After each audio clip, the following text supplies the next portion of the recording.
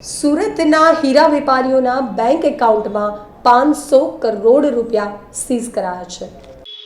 સુરતનો હીરા ઉદ્યોગ છેલ્લા 2 વર્ષથી મંદીના માહોલમાંથી પસાર થઈ રહ્યો છે। ત્યારે આ મંદીમાં પડ્યા પાર વાટા સમાન ડાયમંડ અને જ્વેલરીના 50 વેપારીના પૈસા ફ્રીઝ થયા છે। બેંકોએ 500 કરોડ ફ્રીઝ કર્યા છે।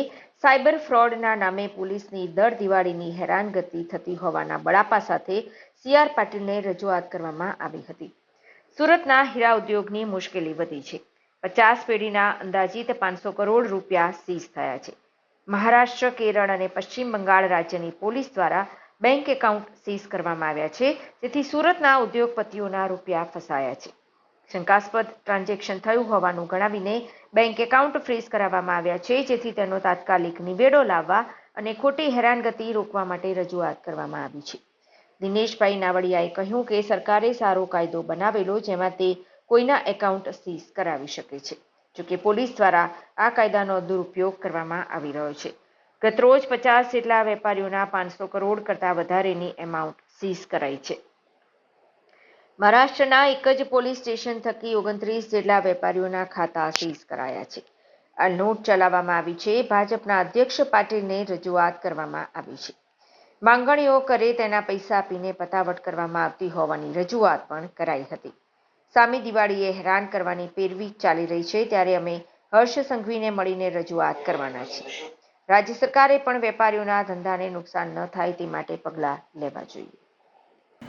ભારત સરકારે ખૂબ સારા આશય સાથે એક કાનૂન પાસ કરેલો સેન્ટ્રલ ગવર્મેન્ટની અંદર કે ત્રાસવાદીઓના પૈસાને ટ્રેક કરવા માટે પોલીસને પાવર સત્તા આપવામાં આવેલી કે કોઈ પણ વ્યક્તિનું શંકાસ્પદ એકાઉન્ટ લાગે તો એમનું એકાઉન્ટ સીઝ પણ કરી શકે છે અને ટ્રેક પણ કરી શકે છે।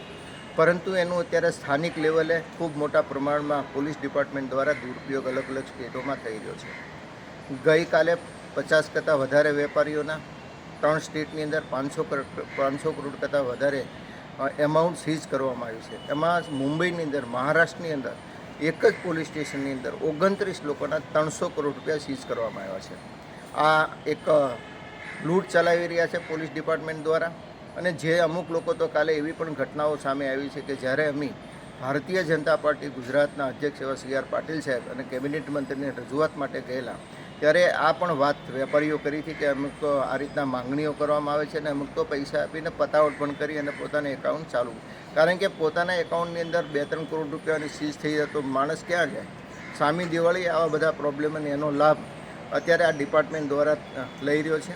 હું આપના માધ્યમથી ચોક્કસ ગુજરાત સરકારને, ખાસ કરીને રાજ્યના ગૃહ એવા મંત્રી શ્રી હર્ષભાઈને પણ વિનંતી કરું છું કે પોલીસે પણ આમાં ઇન્ટરપ્રેટ થઈને આ રીતના અલગ અલગ સ્ટેટના જે પોલીસ ડિપાર્ટમેન્ટ દ્વારા હેરાનગતિ કરવામાં આવે છે એમનો સંપર્ક કરીને આવા નિષ્ઠાવાન વેપારીઓના એકાઉન્ટ તાત્કાલિક ખોલવા જોઈએ અને એનો વેપાર દિવાળીના સમયે સરળ રીતે કરી શકે એની માટેના ગુજરાત સરકારે પણ પ્રયત્ન કરવા જોઈએ।